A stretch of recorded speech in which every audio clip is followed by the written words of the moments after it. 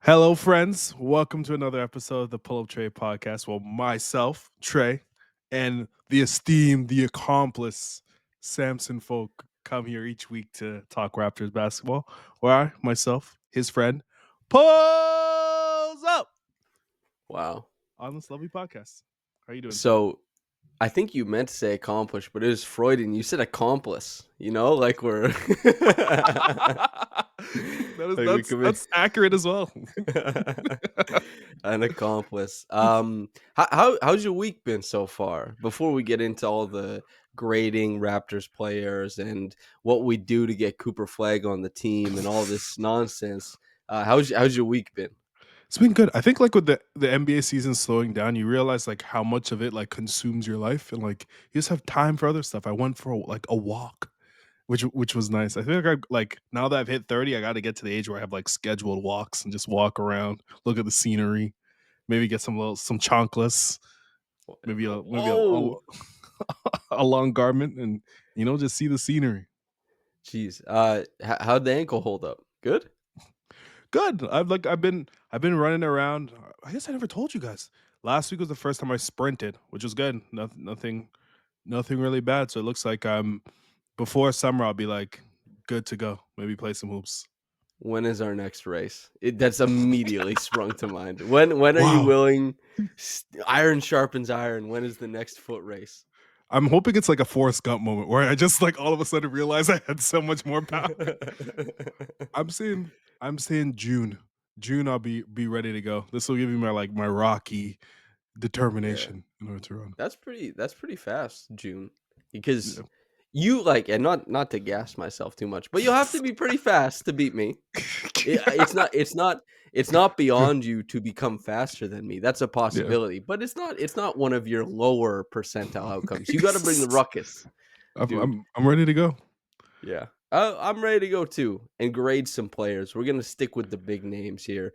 Well, actually, we got to introduce you. We're gonna do some of the riffraff. I know the fellas, Zulfi, Kyle, and Cody did it a little bit on their podcast Mm. episode, but we have to talk a little bit about Darko because this Yeah. is this is the Pro Darko podcast. Not Yeah. because we're on the take, not because of anything else, just No. because hey, we've been doing our analysis and we were coming to the defense of Darko. We thought he was doing a better job than Yeah. what he was getting rough go of things during Yeah. January, around then. It was looking not so good for him. Now this happened way back when, but Michael Grange finally reported it. Darko had his fourth year confirmed, and his worked the same way that like Malachi Flynn's did, right? So Malachi's fourth year gets confirmed the year of his third year before the season starts, and that's the Darko Gotcha. situation as well. And this doesn't guarantee that Darko finishes out his fourth year as the Raptors head coach.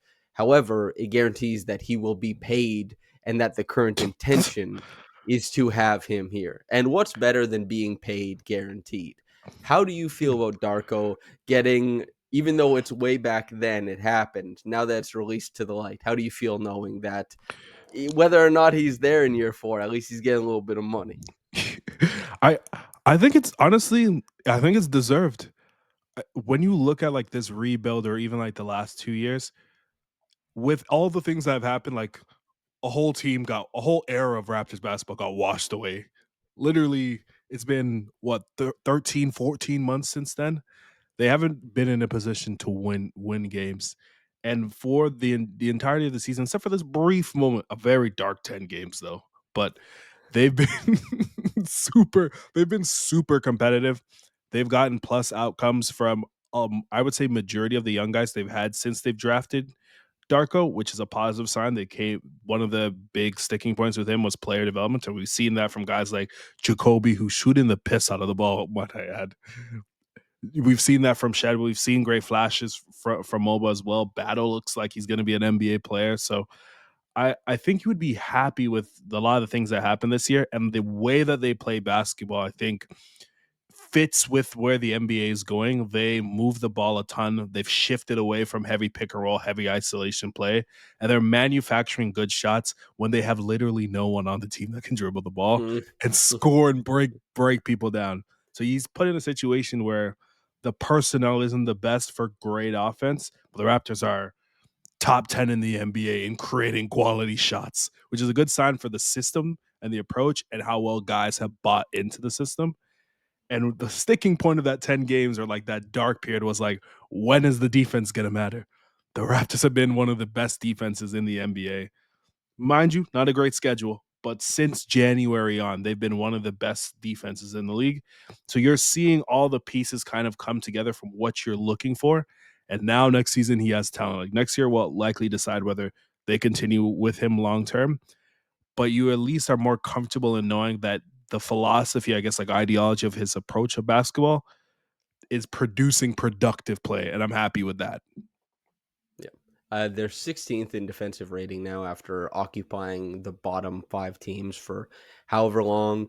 They did have a very tough schedule to start, so it does make some sense that it would come back around. I think by the end of the season, though, the strength of schedule, the Raptors will have had in totality like an easy schedule. What you say is next year is really where the Raptors are supposed to be good. Yeah. Darko is supposed to be a good coach, coaching a good team that wins games, and that's when the rubber meets the road. The decision was made for him to get the money, earlier before this season even kicked off. However, the decision whether or not they're paying a new coach, that's going to be made up next season because it's going to be about Darko. Yes, we've seen modest gains for players who had a lot to improve upon, but what can you do as a coach to enhance players who don't have that much to improve but need to be put in stronger positions? Also, as you said, like the Raptors are a top 10 team as far as being put in like where they take their shots from. Their expected true shooting percentage is in the top half of the league, and that takes into account like the type of shooters who are taking them. It takes into account the types of shots that are being taken. However, as far as if you just go by like where they take shots on the floor, like rim, short mid range, corner threes, they're fourth in cleaning the glasses expected field goal percentage. I don't need to convince anybody here or trick anybody here and tell you like, oh, they're also really good at converting on shots. Nope. The metrics expect them based on where they are to hit shots. They do not. I think that he has been doing a really decent job of melding and keeping, quite frankly, it's like, I can't remember who said it, but they're like, Darko is the GOAT. The players really do like him a lot. It's very important, during a season or a season and a half where so much is lost, that there's somebody who's there for vibes, for development, for all that kind of stuff. Now, the complaints I see of Darko, I understand because a lot of people have seen what works from coaches typically. Historically, they think you need a little bit of a hard ass. And I do think Darko is very easy on these guys. There are very clear holes in some of these players' games that Darko will not dare utter. He will not do that. Yeah. Now, when he's supposed to be winning, when the team is supposed to be winning, will he be more willing to critique, to be harder, to snip rotation minutes? I think he will. And if he doesn't, then either it's kind of this like feng shui new era, the coach is chill. Kyrie, when he went to Brooklyn, said, I don't even think Steve Nash is a coach. He's just another mind in Just the a guy. room. just a guy. But everyone, even though I know there's some people who want him fired currently, everyone will get to have their decision next year. And I think it'll be quite clear cut one way or the other. The next thing, talking about Darko, but barbecue is the biggest thing. Barnes, Barrett, Quickley, these guys motivated a lot of the people who wanted change. It Yep. was built around this vision. And some people had, kind of a middling vision of what they could be. Some people had that big vision of what they could be. But in reality, it's just a lot of money goes there. They're well-liked players. They get a lot of the basketball. I wanted to grade each guy. Not too deep into it, because obviously Lewis and I will do one of our 3-hour podcasts talking about this season. That's a GOAT video. Wait for it every year. Oh yeah. Oh, I'm sure you're the guy. I've You're the guy I've tuned in watched for every 3 one. Lewis will just go and go, I'm really impressed with Scottie Barnes. He's been great. I think he's gonna be one of the best defensive players in the league. Well, there's something called smelting. It's where two metals come together. And Scottie, he's hoping to mix the gold and the silver of the offense into something new. He's an alchemist in that way. Okay, I'm so sorry because I know Lewis listens to this. Anyway, I'm gonna urge you to not listen to that, Trey. You spend way too much time with me anyway. You don't need to hear me talk that much. However, you said Scottie Barnes. Lewis is impressed with him in your version of Lewis. How are you feeling about Scottie Barnes? As his 9 points, 2 games in a row. He clearly does not want to finish strong. Yeah, clearly. This is the toughest grade of the three, honestly. I think when you look at a max player, you want someone that can make lineups win minutes with regardless of talent. And I think this season he has shown that. I'll start by saying that. But That's a good qualifier. it has not happened in the way that we all imagined. Defensively, the Raptors don't have the greatest personnel. They have very small wings from Ochai all the way down, slow footed from Grady all the way down. And they've managed to have good defensive lineups with Scottie being like the linchpin of that, being able to run around from literally from baseline to baseline, blowing up actions, being that fulcrum that helps teams that wards teams away from the rim. And obviously Jakob's presence is great too, but he's shown that the reputation that he had from Team USA for heading out from Florida State also is like very real and like well earned. So I'm happy about that. But when you look at the overall season, no matter how you slice it, the person that you've paid all this money to and have Masai even pointed out is this is going to be the person that leads the next generation of this team. Like the season is disappointing from an offensive standpoint. They put him in positions where he had to be the creator and also the fulcrum on offense, and that necessarily hasn't happened. The 3-point shooting has kind of fell off a cliff. He's now shooting what roughly around, if you look from posts that stretch around 30%, which is kind of scary. Like he hasn't hit as many shots. I do think like he's gonna be a good catch and shoot shooter once he plays with Ingram, plays with Quickley for longer stretches of time. But the scoring hasn't come in the way that we wanted to, even inside. I think a lot of his shooting, most of his best stretches was when his 3-point shooting percentage went down in terms of like the overall amount of shots that he was taking. And I think some of the mid-range shooting, while I think that was a important piece that I wanted to see it improve, which has improved, I Mhm. don't think it complements the team well enough to boast efficiency. Whereas I think it should be more of a last resort effort or a counter to him coming inside and being a battering ram. While I think that's going to be more easier playing with multiple ball handlers next season, I think he's shown some of the limitation he has as a primary initiator. That doesn't mean he won't be a max player. Doesn't mean he won't make an all NBA player. But for that reason, I think you have to give him a C for the overall season.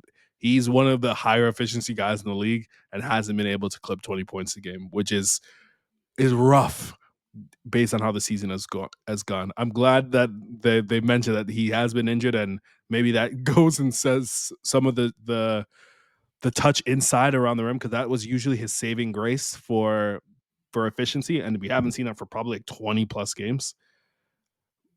I think overall of the season, if you looked at Scottie, is he going to be a primary initiator, MVP type player? You're disappointed. But I think if you're looking at can he be the best player on a playoff team and be a massive impact, I think that's still there, and I still think that he's shown that in like the ancillary stuff of his game. Yeah. To your points about the defense and what we saw, winning minutes, great qualifier because Yeah, it's like, does the guy win minutes? yeah, Is there positive change with him on the floor? There are max guys or guys who approach max because of like scoring, but that doesn't necessarily happen. mhm, Scottie has one of the highest on-off swings defensively in the NBA, 5.5 points better with him on. And keep in mind, this is not a defense that's ranked 29th anymore. They're ranked 16th, so middle of the pack, and they're still that much better with Scottie on the floor. He has a profound impact as mhm, a team level defender and as a singular playmaker on that end. It's why I did that big defensive film breakdown because he's not going to make it this year. They're not good enough, but he'll make an all defense team if he manages to keep up this level of effort, which is obviously the hope. he's a shoo-in. The defense is like an A+ this year because 100%. I do think he's been roughly like an all defense level player, just not on a good enough team. The thing with the offense is you or I were never like, we believed in Scottie as a max player. Mhm. And the same way I said, like, Pascal Siakam's a max player when he got signed the max. Chris Middleton won a championship as a max player. Drew Holiday won it as a max player. A lot of guys get the max. Tobias Harris got the max. Scottie certainly will be a max player. The offense is rough. Like you said, he is a high usage player who hasn't been able to eclipse 20 points per game. He has turned, we've said this a few times on the podcast this year, he's turned more shots, more of the ball into less assists and less points and more turnovers and more missed shots. That is pretty rare. Yeah. It doesn't happen very often. I think of the high usage players in the NBA, he has the lowest effective field goal percentage. You mentioned the 3-point shooting. It's not around 30. It was around 30 after Pascal got traded. It's been 26% this year, right? It's like, Yeah. and so that means that, if we pull up his stats here, right? After how many threes has he taken in his career? Let's see, go to the totals. He's taken 981. Now, the analytics people, they seem to think that 750 is where it stabilizes. Now, this is just a rule of thumb. This isn't like, this guarantees if you're not a good shooter by 750 attempts, but they think it stabilizes there. After 981 attempts, Scottie Barnes is sitting squarely at 29.9%. You and I both believe the catch and shoot stuff will come around. I do, but it's in a really bad place right now. Yeah. He has struggled so immensely as that primary creator. He really has. And that doesn't mean there isn't value in the repetitions that he's gotten, but it does mean that people need to stop calling us dumb for not saying he's for not immediately calling him Giannis. You know what I mean? Yeah. It's just, if you didn't have those expectations coming into this year, you're probably not that upset. You probably look at the steps that Scottie's taken as a defender and think, well, this actually fits really well next to players in the future, and he doesn't even need the ball for this impact. That's where my brain is going. Yeah.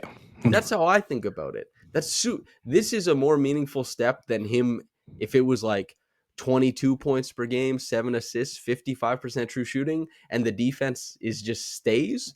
I actually would choose the defense because I never thought Scottie was going to be like a leading scorer on a championship team.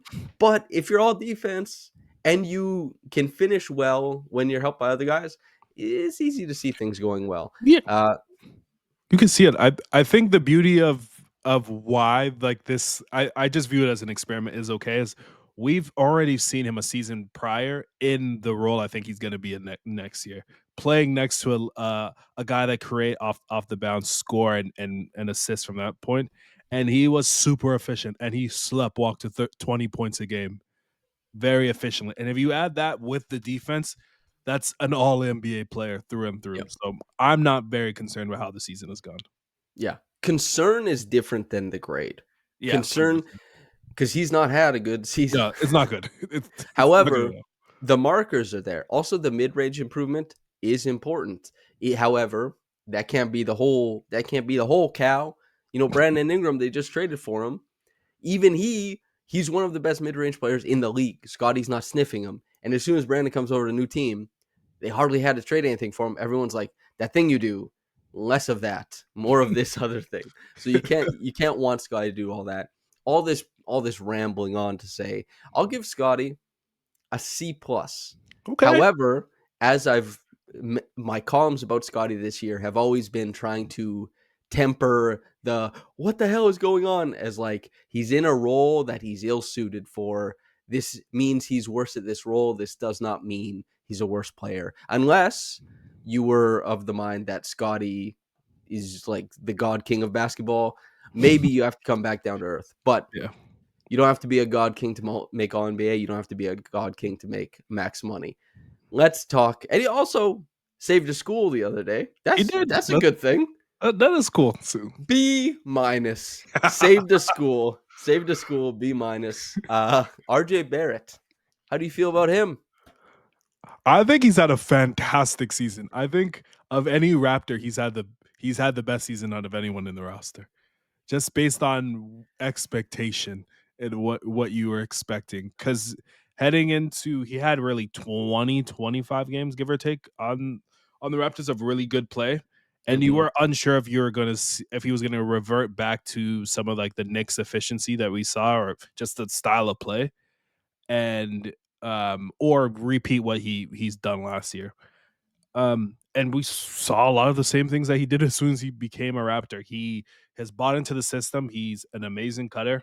His playmaking has improved, especially in the pick and roll with Jakob. It was like a dependable source of offense for Mm-hmm. them when Scottie was hurt.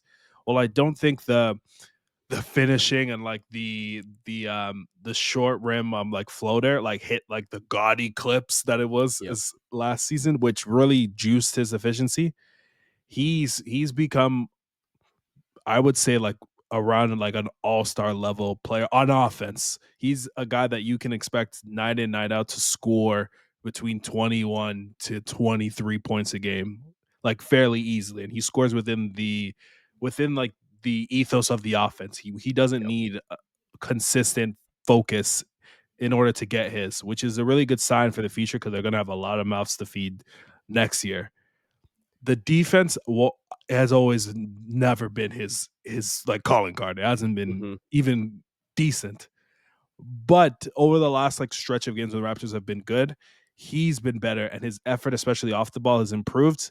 And the only thing, similar to like the Knicks situation, the only thing you want to have with RJ is, can he coexist within good defensive lineups? Yep. And similar to that, when they made the playoffs with RJ in the lineup, he's done the same thing, and they've been tenable.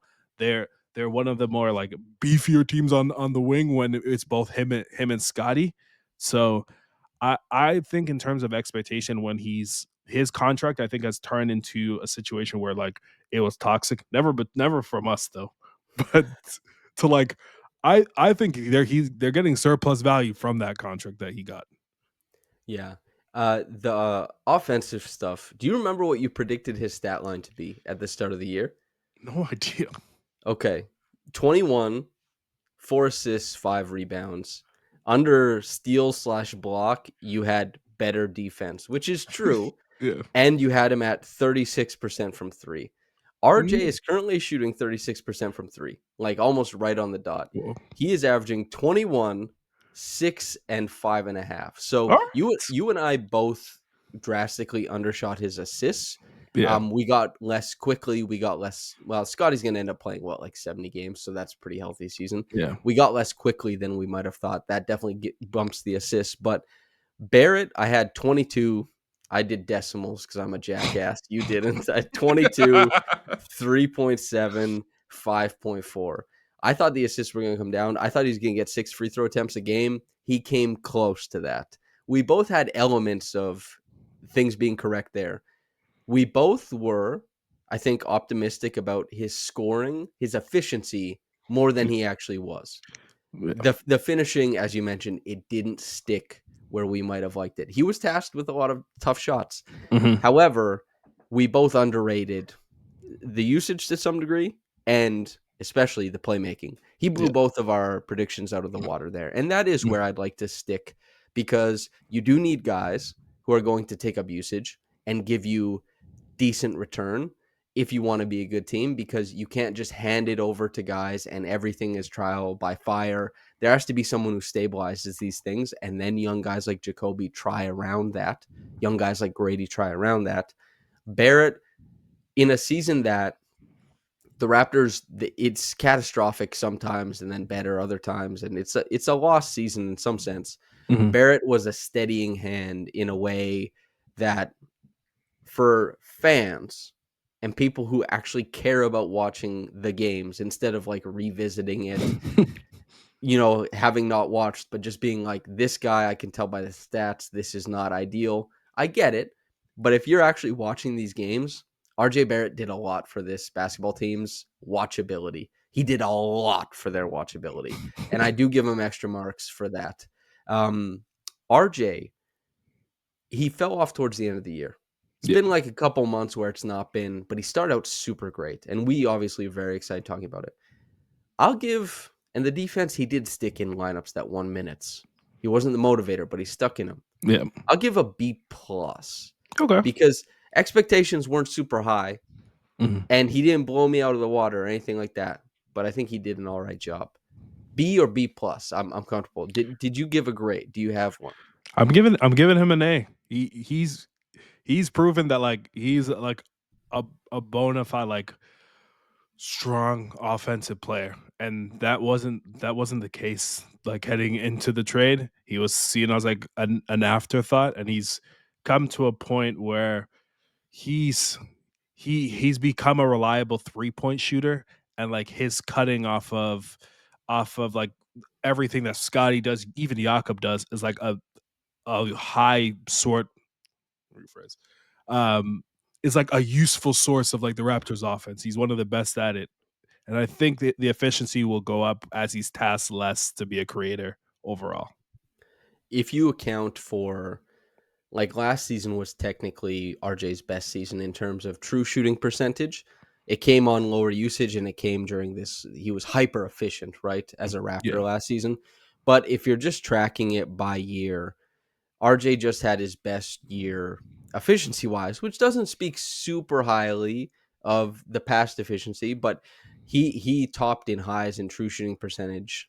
If you like last year, he was at 58% combined, but as a Nick, he was at 53%, which is where he usually hangs out. Yeah. This year, he's at 55%. His assist percentage balloons to 28%. Some of that is Darko's offense. Some of that is honest to God improvement with the ball in his hands. There's real improvement there. He's stabilized as a 3-point shooter, I think. Whether or not, as you said, how he's viewed, toxic asset, all this kind of stuff, you don't bet the farm on an RJ All Star appearance or something like that. But do you expect him to give you actual utility and does difficult things on offense? Yes. Has he managed not to tank defensive lineups? Yes. Those are important things. He's taken this year to prove it. Immanuel Quickley, where are we on Emmanuel? Lewis told me I went to a movie with Lewis today. Mickey Yeah. 17 it was good, although there's a lot of moving parts. Like a lot of moving parts in that Oh. movie. So he told me the most horrifying stat about Quickly's paint touches and playmaking. I will leave it for when he writes that piece, but it actually it felt like I got hit by a Mack truck. And so he'll have that stat. I just want to tune everybody up for it. Catch that piece at raptorsrepublic.com. Holy moly. Anyway, go ahead. Emmanuel Quickley. I'll just start off by saying I know he's only played 31 games so far. That's a tough eval, obviously, and Yeah. I wanted him to see him play more games. Like the Raptors season didn't turn out the way that they probably thought it would with all the injuries, and he's had to rest a bit more. But I think the Raptors spent a lot of money and made like a clear delineation that like this guy is going to be a part of the reason why things turn around. And he is our starting guard. We're not paying him for his production right now. We're paying him for the future high level production that he's going to give us. He has not done that. It just hasn't happened. I I don't think I'm concerned yet, but like if concern was here, I'm here probably in overall projection of him being on the team long term. I just think based on what they asked of him to do is he was supposed to be a guy that helped with some of Scotty's limitations, a guy that can get paint touches, break down defenses, and then also be able to, when Scotty catches the ball, orbit off of some of those things, which I think he still does well to some degree. But his overall handle and finishing, especially the floater, has not been to the level it was as a Nick, which really hurts a lot of his game because now that I think about it, and I don't think either of us had a super high quickie like projection heading into the trade, but he wasn't getting to the rim even as a Nick a lot. He was hitting his floater. And then now that he isn't hitting his floater, it's making it extremely difficult. And you kind of see Scotty's efficiency pairs really his best games efficiency wise pairs well with Immanuel Quickley when he plays really well, because it sets the tone for everything that they have offensively. But defensively, he hasn't necessarily reached reputation of what it was as a Knick. And I think the part that probably I think is the most disappointing is the 3-point shooting.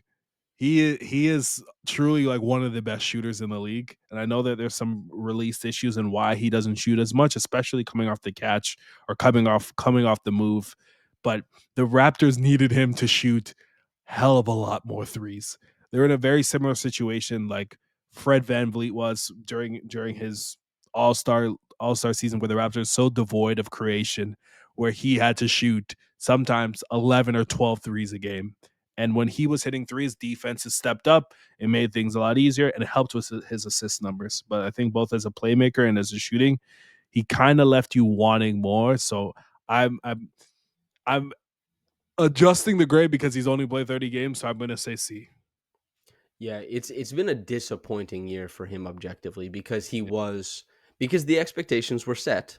He Yeah. got like whether or not the like RJ is employed by the Raptors, but they did not hand him that contract, right? Mhm. And as we've kind of bandied about, and many people in NBA circles and all that kind of stuff, the Raptors, their vote of confidence in RJ is not perhaps what a lot of the fan base would think it would be, right? It's just not. They'll have a do we pay RJ conversation, do we keep RJ conversation, and they're probably not super like, oh yeah, we have to. But they did Yeah. feel that way about Immanuel, and they did give him a handsome chunk of change. So not to focus too much on it, but it sets the expectation, etc., etc. Quickley has such an easy route to being just like passable. Doesn't turn over the ball too much. Shoots the hell out of the basketball. The hell out of it, dude. The hell out of it. Piss And out of it. yeah, shoots the piss out of that damn ball. That That goddamn ball. that thing ain't leaking no more. It's all gone, man. And he's passable on defense. Passable. If you're surrounded by good players, it's just so easy for you to fit in. Like Immanuel Quickley could have a year where the Raptors are just like winning way more minutes with him, and where he clearly is like such a positive player. That avenue, that possibility is very real to me. Mhm. However, if they want to take that next step and they expect him to be a massive part of it, change is needed, and we have not seen that change this year. The Raptors, not only are Quickley's assists numbers not incredibly impressive, especially for the framework of the offense that he works in, but he very rarely assists guys to the rim. He very rarely assists guys to the corners. In fact, the Raptors, when Quickley's on the floor, their rim frequency plummets. Their corner three frequency plummets. We're talking about a team that normally does create these shots and doesn't hit them enough. And then the ball goes to Immanuel Quickley and they start creating those shots less. Or I shouldn't say goes to Immanuel Quickley. Immanuel Quickley's presence on the floor when he usually has the ball a lot, you're shooting less of those shots. Now, I can tell you, again, these are loosest stats, so I'm not going to ruin them. But Immanuel, objectively, that guy does not deliver layups to his teammates very often. You want that stuff to happen. There are limitations he's shown, definitely, as a lead guard. The team is better with him on the floor. He's clearing that bar. He's shooting way better from three. The volume has gone up over the last like 20 games he's played. Now that he's gotten into a groove, I think Quickley has a very, and I don't like, I know I've been like lower on Quickley, but he very clearly has an easy avenue with this Raptors team as a Yeah. Raptor in the future to being a good player, a valuable player, an impact player, and whether you want to get into it, earning the contract, not earning that contract, it's pretty easy to see him getting there, and it's guaranteed. He earned the money. There you go. It's just been a disappointing year from him based on health. And also, there's been no, in his 30 games, major progression of anything that was worrying since his evaluation as a Knick. The things that he struggled at as a 25-year-old are things he's struggling at as a 26-year-old. Or if I'm a year too far ahead, how old is he now? He's almost 26. So the things he struggled at 24, he's still struggling at 25. Maybe this is baby steps, something more, but he hasn't disproven anything. That's kind of what you want to see. But the thing, he does things very well, Yes. and doing things very well is important. Yeah, he sleepwalks to like good efficiency because he's a really good shooter, and I do think the Ingram he is like one of the him and Scotty are like driving factors of like why they traded for Brandon Ingram Hmm. because the synergy hasn't necessarily been as good as you necessarily thought because neither of them are really putting a lot of pressure on the defense. So teams have just been switching that and dealing and hoping for the best. And the Raptors haven't. Neither of them have punished those actions enough for the defense to put any more special attention. I do think now with the current setup of the team, he's in a role that fits that's going to be similar to what he did as a Nick. Obviously, some he will still have some ball handling responsibilities, but now his responsibility is to play good defense, run all around the court and hit shots and utilize your gravity to draw multiple defenders and make sure that guys like Scotty, guys like Jakob, guys like RJ get layups. And that can be his impact, which I think he has a much easier path than shoehorning him as this lead guard that he hasn't really shown through his NBA career that he could really do. The Raptors kind of put him in that position based on like some of the numbers he had as a starter as a Nick, but we've never actually seen him do it in the NBA. So Yeah. I do enjoy that like the pivot, and I think for both him and Scotty, they're in roles that fit their skill set. And so I think we're going to see better efficiency, even though Quickly has been much better his last like 20 games or so, give or take. But he still has a chance to be a driving factor of why they're good and why they're a playoff team, like even as soon as next year. Yeah, it's all very much on the table Yeah. for him. What you mentioned, like shoehorning, the Raptors have been shoehorning all year. RJ was shoehorned, right? Yeah. Like when we set those expectations for RJ at the start of the year, we thought he would be in a lower usage role where he's cutting more, where he's getting access to a little bit more runouts in transition, to where he's finishing off of cuts. You see the rim efficiency go up. No, he's actually a super high volume pick and roll ball handler now, and Immanuel Quickley is supposed to be like this lead guard that's definitely not the case with him. And Scotty is being asked to be like a lead creator with massive usage and break down the defense repeatedly. That's just not been happening. For anybody who wants the numbers, like we're kind of kicking around Quickly shooting numbers. I'll give you the stuff. So Tre mentioned the runner. He's shooting 41% on the runner this year. Runner, floater, they're interchangeable. Lewis very famously, when Quickly came over, highlighted, Second Spectrum had Quickly at shooting 60% on floaters. Everyone clung on to that. It's an exciting thing. It's like, damn, this guy is the softest touch. Over his however many games, 31, over 80 floaters, he's shooting 41% this year. On unguarded catch and shoot threes, he's shooting 44%. He's an absolute heat pump. His guarded catch and shoot threes, small sample alert, 30 attempts, he's shooting 23%. Like his dribble jumper has been 38%. He's pretty good at the step back and like getting clearance when he's comfortable, when he wants that. His last full season with New York, we'll just go there to cite some of these 3-point shooting numbers. His guarded threes in his last full season with New York was 28% catch and shoot. So this is maybe something developing.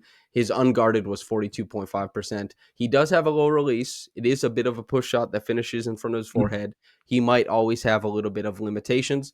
That also is linked to something you and I have been paying a lot of attention to, the 3-point volume, how he Yeah. controls for it, why it didn't immediately go up. You shoot the dickens out of the ball, man. I'm trying not to say piss. You shoot the dickens out of the ball. And why aren't we seeing the volume go up? Why do you shoot 7 less pull-up threes a game than Anthony Edwards, for example? So this is coming off pretty harsh on Quickly, but I think relative to expectations, I would give like a C. But honestly, just say I think there's a real potential for a Quickly to have like an A year next year. He could have a Yeah. truly excellent season next year. He's a quality player. Do I see All-Star? No. But you can be extremely valuable while not making All-Star games. And Quickly, that's still very much in his bag. But this year it's been super unlucky. C. Yeah, I view it the same. I don't think for me when they made the trades that they did, I never viewed like barbecue as like the new era of like the Raptors and like these guys. We've decided these guys are going to win us Well, 50 it games. was always the new era, but was it the prosperous one? Yeah, You and I that's were fair. always kind of like, Ah, it's kind of "Eh." tough. That's fair. I think they're more so just guys that are kind of on the ship, and now that we've gotten a season where they've gotten to try out a lot of different things, and that was why you rebuild. You get to see the limitations of these players and then build around it. I think everyone is going to be if Brandon Ingram is good, but He'll be good, yeah, yeah, and healthy. yeah, of course, lots of rim attempts. They're in much easier spots, and when I view Immanuel Quickley, if he's able to be do what he did as a New York Knick, but with more usage and more minutes, like I'm very happy, and he'll live up to the contract. 'Cause I do think the defense, while like he's not like one of those like I hate when people say scrappy guard because it just means like they get scored on a lot. But but like he's a guy that won't tank your defense. And the Raptors still have a chance to increase their efficiency and shot making ability while maintaining this defense, hopefully. Because they're gonna be super long with like Ingram, Scotty, and Jakob as their front court. Yeah. The scrappy guard thing is it's never real. It was like I think it was covering the Pacers last year. Stan Van Gundy kept calling TJ McConnell the Brunson stopper just because TJ McConnell could tell you what Brunson smelled like. You know what I mean? Just because he's Yeah. that close. TJ McConnell was not good on Jalen Brunson. And TJ McConnell has been getting less and less point of attack assignments this season with the Pacers because he's losing it, man. Yeah. And it's just like you just do the aesthetics of like I'm a dog, I'm in there, and everyone's like, this guy can really defend. It's like No, no, no, no. but it's honestly true. Mannerisms like on defense, like lead reputation. Like Steve Kerr, when he's talking about the Raptors defense, are like, man, they've got What do some you dogs on the do? perimeter. What do you do when you walk into a room? You want to make a sale. What are you trying to impress upon people? This is I'm curious. Trying What your 48 laws of power? Give me one. I know you read that book. I think for me, I think I'm a smile merchant. I just try to like charm the pants off people. Like, oh, look at this guy, so humble, so nice. You smile and laugh a lot. That got me, I'll be honest. Nobody else, and even the people who work in our industry, I didn't ask anyone else to do a podcast with That's me. that's I guess that's totally fair. Like I feel like Also a smile that attracts more honey than trying to yeah. act like you're tough. Also, you got a deep voice. Deep voice is Oh, good. Deep oh, voice goes a long way, dude. you're making me hot now. Oh, geez. Well, there it is. Okay, yeah, I don't know what I do. I think I don't think I have a consistent pattern. I, I don't go into a you- meeting like you're a strong handshake though. I saw you at Summer League. I saw that's the you walk. carpentry. That's the carpentry. I saw you That's walk. the I saw you walking to people go hard handshake out. I was like, man, that's so alpha. Look at this guy. Yeah, I'm trying to yeah. Even though my hands aren't that big, you gotta get them some calluses, rub some dirt on it. Um, we're having fun with the topic, and we want to get out of here in less than 50 minutes. There was a mailbag question that I'm gonna kick to the next mailbag. Oh, also like, comment, subscribe, and I forgot to say at the top, we said Josh would be on this one. Josh, we're doing a separate, just all draft Yeah. episode, and we're just talking about 4 prospects. That comes out on Saturday. It will replace the mailbag. And so we're doing that. That's the Josh episode. I'll put it in the description or in my comment, whatever the hell. It'll be there. Like, comment, subscribe. It helps. It's good for us. We're still trying to get that Mountain Dew sponsorship. If we get 80,000 likes on this video, they'll have no choice. No choice. Trevon, what would you be willing to do to get Cooper Flagg with the number? Like, what are you were willing to do? Give up for Lent is the term, let's say, whatever the hell, to get the number 1 pick. I think I could be homeless for 2 months to have Cooper Flag on our team. No.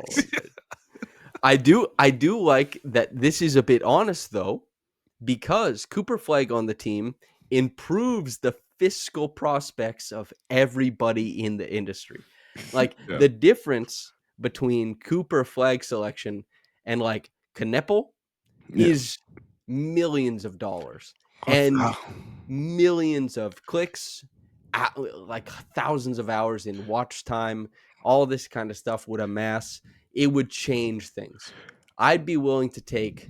I'll give $300 of my own money to a listener, someone I've been seeing commenting over the years of the faithful listeners of the Up Tre podcast. If they win the lottery, I'll send someone $300 because I know that baby's coming back into my pocket. That's what I'm willing to do. I will match this. If we win the lottery, $600 is going. Dude, that would be really funny. People would be like, what the hell is going on here? We'd have this big thing like, yeah, we're giving a random listener $600. Oh, dude. Yeah, I already have a bet with the leg. Oh, dude, and this is what I want. I want this bad, actually. I know you got a fresh cut today. You handsome, styling on them, but I want to see you bald. Like that pic of you in that blue shirt with the sunglasses when you're 7 years old, dude. I want that dome clean. Jeez. And I'm just trying to what playoff series do you think would be best for us to pick one team versus the other? I lose the beard on one side. You lose the hair on the other. Let's see the standard, though. It's definitely a series in the West. Yeah, nothing would be close enough in the East. Not until round 2, I don't think. Because, Let's see. I think the toughest series right now, the Lakers would play the Warriors, which I think is that's a pick 'em. Wait, but you'd probably have to go with LeBron, right? Yeah, that's your guy? Shining light, yeah. So LeBron can either take my beard or Steph Curry could take away. Wait, would you agree to that? Would you go bald? I would go bald. Why not? How long would it take for your hair to grow back, do you think? Probably a week. Damn, that's nothing. I can't. Yeah, that's not bad. I'm just thinking about it I don't know. I guess it just grows back for you. I'm going back to when I was 25 and I was facing permanent bald. I was like, damn, this might be my last haircut. I can't let it go. Okay, so that's the template. We'll revisit this to put, because last time we made a bet that nothing happened out of it. This time we need a head-to-head outcome. Yeah, top of head versus bottom of head. Is there anything? We're almost out of here in 50 minutes. Is there anything you want to discuss before we get out of here? I gotta do another wrestling story time. Yes. Okay. Since everyone loved it, so I'm gonna do another one. This time we're gonna talk about when Rusev made the entire nation of the United States fall to a whim. So okay. I'll give the background. Tre and I are in a group chat. There is a video sent to the group chat, the description of which seems hard for me to believe. They're talking about how Vince McMahon was cooking. I'm about to click it because the premise seems truly outrageous, and I say, no, Trevon has to introduce this to me. Please go ahead. Okay. So I'll just frame the character. So Rusev is like Ivan Drago, basically, for WWE. He's a Russian character. He was the US champion. He hated America. Hated America. Dude. He was on an undefeated streak of just brutalizing. And then he had his manager, and the manager's basically the person that just walks out with you, does the talking for you. It was this Russian lady named Lana, his wife in real life, and she'd be like, Rusev, crush. And then he would leave, and then he would beat the shit out of somebody. So he was in a feud with the Big Show. The Big Show's big, humongous man, big doggone. I was gonna say a different word, big boy, but so they're doing their little thing, their little spiel, and then the American flag pops up when they're talking. The huge American flag. Rusev grabs the flag. Literally, you can hear people in the crowd go, "No, please!" He looks like he's gonna rip the flag, and people are in horror. And then I guess random characters will pop up in WWE pretending to be security or someone in the crowd, but it's not actually someone in the crowd. A US soldier runs into the ring. And then a man, then the security tries to block him, and he's screaming, "You can't do this! I won't let him do this! You won't do this!" And then Rusev, he drops the flag because I don't think Vince McMahon had enough gall to rip American flag on TV, and then just beats the hell out of the soldier, and then it's done. People were like screaming, "No!" You could hear pin drops in the stadium as he's walking off. 10 out of 10. Oh man, that is so good, dude. Just like the premise of like, I love that this shows up everywhere, but it's just like we want these guys to not like this guy. It's like, Yeah. what is their defining feature? They hate America. Everything. It's such a great conceit. Yeah. Oh my god. Wow. And so wait, was he like in the fatigues when he fought him? Yes, Like he was. He he was showed up. he was in his whole this a random US soldier just jumped out of the crowd and he's screaming, "You can't do this, you can't do this." People are booing Rusev, screaming for him to stop. I was like, man, like the Canadian flag just does not have this juice, I don't think. No. Like it definitely there'd be people who are like, you shouldn't do that. Yeah. But and I guess it's not real. Like it's not he's not a real soldier, Yeah. but they knew it would piss people off so bad that like I guess yeah. Everyone has a thing with logos, right? It's like you don't walk on the logo. You don't touch that logo. What is it like that Cowboys thing, right? Like the guy Yeah. went to go put the ball down. The other guy was like, "That's not happening." Yeah. I don't think if someone stepped on the Raptor, I don't think people would be outraged, to be honest. They put it in the middle of the floor. Everybody's stepping on that daggum Yeah, thing, but like man. Kyrie stepped on that leprechaun and people were ready to tear up the world. Like, I've never seen in my life, aside from my own, of course, a normal reaction to Kyrie Irving, whether it's good or bad. He literally, there's never a normal conversation about that guy. Not and oh yeah, I do remember he like stomped his feet on the. Like, Yeah. hey, you don't do that. You stop that right now. Oh man, yeah, symbolism. Even with our like literally interacting with symbols, Jesus, it goes a long way. Is there is there anything you want to say to people before we get out of here? No, I think that's it. I'm super excited for the draft episode. It's been we are trying to answer the call. Like people have been asking me in DMs, when are we going to talk about this prospect? How do I think about this prospect? Like Josh is more qualified and smarter than the both of us on this, so like he's Mhm. gonna lay this out, and then we're gonna throw our tidbits in.